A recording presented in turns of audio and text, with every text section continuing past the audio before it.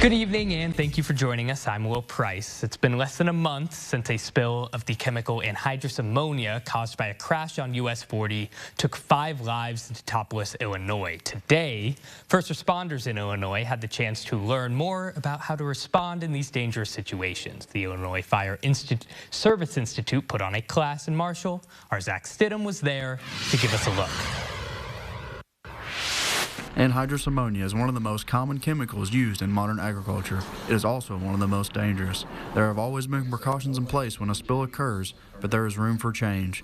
Rusty Glosser is a Marshall Fire Department member, and he expresses that there are always more things to be learned about these situations. We need to be constantly educating ourselves as first responders to know what new techniques are available and what the dangers are of a situation and how to evacuate and what we've got in our area that we need to concentrate on as far as keeping the community safe. One of the reasons situations like this can spiral is because a lot of first responders aren't in the agriculture industry. This means that many of them have rarely dealt with chemicals of this magnitude. Bill Fulton is a field instructor for the Illinois Fire Service Institute, and he goes over what he shared with these first responders. It's a very manageable product. It's a very safe product.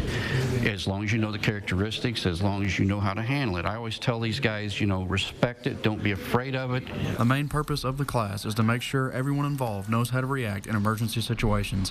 At the end of the day, the safety of these communities is all they care about. These people are could be my friends, my neighbors, and whatever, to help them out with an emergency.